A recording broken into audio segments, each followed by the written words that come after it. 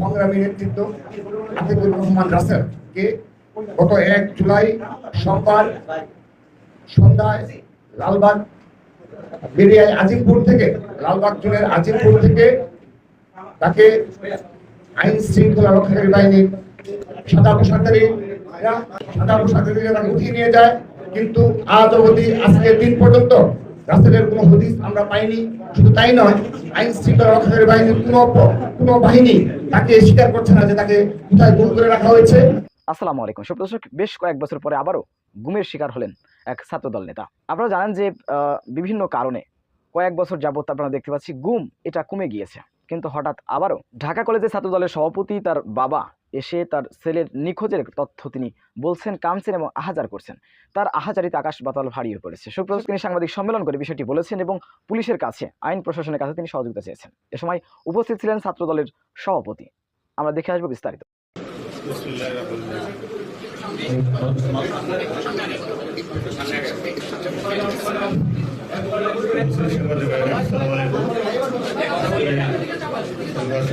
সম্মানিত প্রধান অতিথি, বিশেষ নেতৃবৃন্দ, ছাত্রদলের কেন্দ্রীয় নেতৃবৃন্দ, উপস্থিত আমার সহকর্মী সাংবাদিক ভাইয়েরা, আমিও পেশায় সাংবাদিক। আমি আজকে 11 দিন যাবৎ খুবই অসুস্থ, কোনো খাওয়া দাওয়া করতে পারতেছি না। আমার মাত্র 2টা ছেলে, একটা ছেলে বিদেশে থাকে আর এই ছেলেটা ঢাকায় থাকে রাজনীতি করে। ওর নাম আতিকুর রহমান রাসেল। 1 জুলাই 6:02 সময় আমাকে একবার ফোন দিয়েছিল, বলছে বাবা আমার আইডি কার্ডটা কোথায়।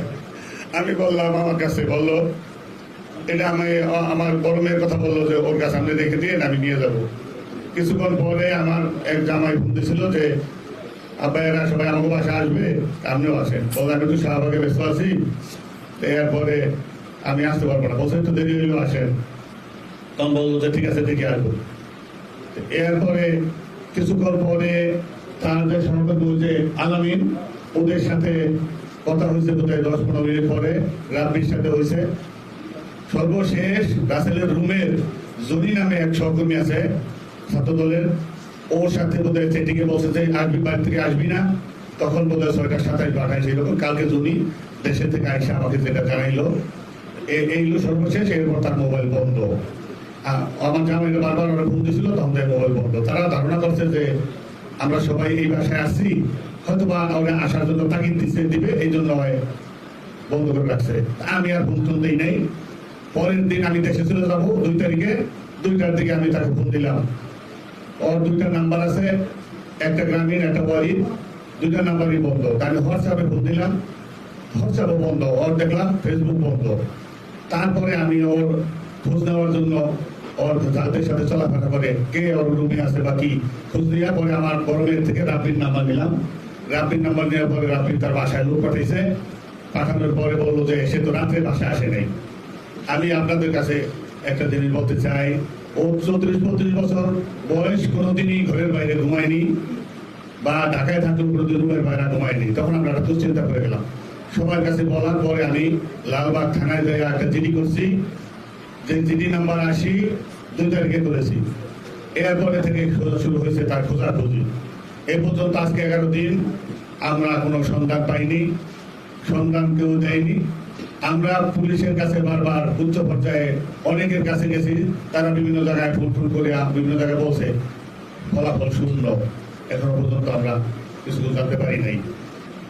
ও তবে কালকে ও রুমের যে ছেলেটা জনি নাটোর থেকে বাড়িতে আসছে, আমার বাসায় আসছিল আমার সাথে দেখা করতে।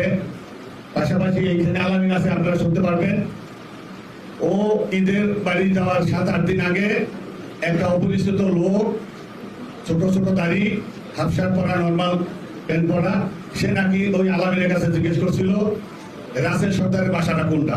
তো ও যখন চিনতে পারে নাই, তখন ও বলে নাই, বলছে আমি জানি না, আমি চিনি না, বাড়ি কোথায়, শরীয়তপুর।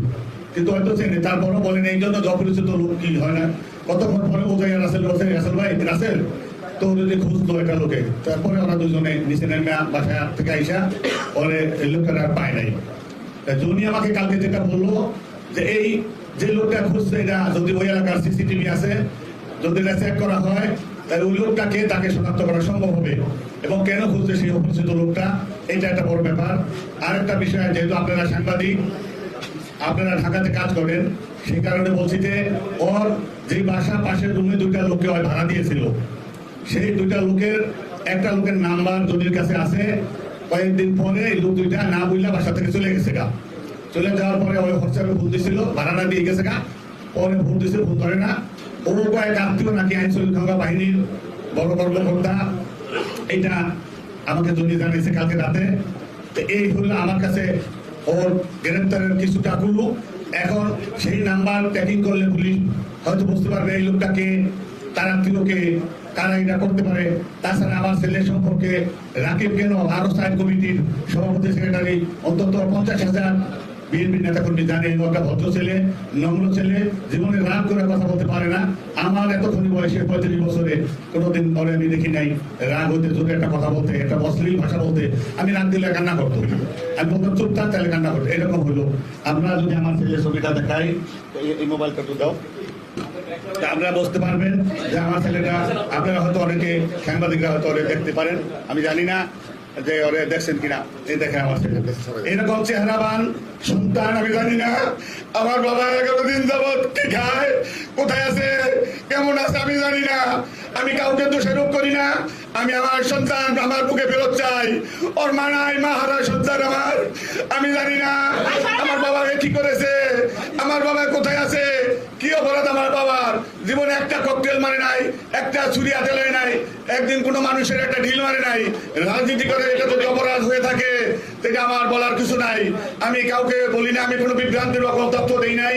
আমার ছেলে আজিমপুর থেকে নিখোঁজ হয়েছে, যেটা ছাত্র দলের সভাপতি বলছে 100% সত্য তথ্য দিয়েছে।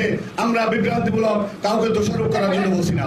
আমি প্রশাসনের কাছে আমার ছেলে উদ্ধারের জন্য, আমার বুকে ফিরিয়ে দেওয়ার জন্য সর্বাত্মক সহযোগিতা চাই। আমার ছেলে আমার বুকের মধ্যে দেবে, এইটি আমার কামনা। এর বিষয়ে আমি আপনাদের কাছে আর কিছু বলতে চাই না। সকলকে ধন্যবাদ। না, আমি ঢাকায় থাকি না, আমি শরীয়তপুরে সাংবাদিকতা করি। আমি সপ্তপল্লী সমাচার পত্রিকার সম্পাদক প্রকাশক। আর টিভিতে আমি 10 বছর সাংবাদিকতা করেছি। আমার নাম আবুল হোসেন সর্দার। আমার সামনে আরটিভি স্টাফ রিপোর্টার আছে, সেই জানে। এছাড়া অন্য পত্রিকায় কাজ করি। আমি শরীয়তপুরে থাকি, আমি একটু কাজে আসছিলাম ঢাকায়। সংগ্রামী নেতৃত্ব আতিকুর রহমান রাসেলকে গত 1 জুলাই সোমবার সন্ধ্যায় লালবাগ বেরিয়ায় আজিমপুর থেকে, লালবাগ জোনের আজিমপুর থেকে তাকে আইন শৃঙ্খলা রক্ষাকারী বাহিনীর সাদা পোশাকধারীরা তাকে উঠিয়ে নিয়ে যায়। তারপর থেকে আজ অবধি আমরা বারবার পরিবারের পক্ষ থেকে আইন শৃঙ্খলা রক্ষাকারী বাহিনীর সহ প্রশাসনের সকল পর্যায়ে যোগাযোগ করা হয়েছে। ছাত্র দলের পক্ষ থেকে আমরা আমাদের সর্বাত্মক প্রচেষ্টা চালিয়েছি। আমরা আপনাদের মাধ্যমেই রাসেলকে ফিরিয়ে পাওয়ার জন্য আকুতি জানিয়েছি, কিন্তু আজ অবধি আজকের দিন পর্যন্ত রাসেলের কোনো হদিস আমরা পাইনি। শুধু তাই নয়, আইন শৃঙ্খলা রক্ষাকারী বাহিনীর কোনো বাহিনী তাকে স্বীকার করছে না যে তাকে কোথায় গুম করে রাখা হয়েছে। এবং সবচেয়ে বড় আতিকুর রহমান রাসেলকে গত 1 জুলাই এই আজিমপুর থেকে উঠিয়ে নিয়ে যাওয়ার পর থেকে আমরা পরিবার সহ ছাত্রদল সহ সকল আইন শৃঙ্খলা বাহিনীর সকল পর্যায়ে আমরা যোগাযোগ করেছি, কিন্তু তারা কেউ স্বীকারই করছে না যে তাকে রাসেলকে কোথায় গুম করে রাখা হয়েছে। সবচেয়ে অবাক করার যে বিষয়টি, সেটি হলো আপনি লক্ষ্য করে থাকবেন যে আমরা যে সময়টার কথা উল্লেখ করলাম, আজিমপুর থেকে যে সময় উঠিয়ে নিয়ে যাওয়া হলো, সেই সময় কিন্তু সেখানে অনেকগুলো সিসি ক্যামেরা রয়েছে। তো সেই সিসি ক্যামেরা ফুটেজ বিশ্লেষণ করলেই কিন্তু জানা যাবে যে আতিকুর রহমান রাসেলকে কে বা কারা কোথায় উঠিয়ে নিয়ে যাওয়া হয়েছে। কিন্তু অতীব দুঃখের বিষয়ে জানাচ্ছি যে লালবাগ জোনের যে ডিবি নেতৃবৃন্দ এবং ডিবি কর্মকর্তা এবং প্রশাসনের যে সকল নেতৃবৃন্দ, প্রশাসনের যে কর্মকর্তা রয়েছেন, তারা এই বিষয়ে সামান্যতম আমাদের সহযোগিতা করছেন না। তাদেরকে আমরা বারবার আকুতি জানিয়েছি যে আপনারা সঠিক তথ্য দিয়ে এবং সঠিকভাবে আপনি এই ঘটনাটি বিশ্লেষণ করুন, কিন্তু তারা তাদের কাছ থেকে আমরা সত্যিকার অর্থে যে সহযোগিতা সেটা আমরা পাচ্ছি না। গতকাল আমরা হাইকোর্টে রিট পিটিশন দায়ের করা হয়েছে। তো আমরা আপনাদের মাধ্যমে একটা কথা শুধু বলতে চাই, ছাত্রদল বিগত 15টি বছর ধরেই এই গুম খুন নির্যাতনকে সহ্য করেই রাজপথে বারবার নির্যাতিত এবং রক্ত দিয়েই কিন্তু রাজপথে টিকে। সুপ্রদর্শক, বিষয়টি আপনারা কি হয়ে দেখছেন অবশ্যই আপনাদের মূল্যবান মন্তব্য কমেন্ট জানাবেন। সবসময় সত্য নির্ভেজাল তথ্য পেতে স্বাধীন বাংলা ইউটিউব চ্যানেলটি সাবস্ক্রাইব করে আমাদের সাথে থাকুন। আসসালামু আলাইকুম রহমতুল্লাহি ওয়া বারাকাতুহু।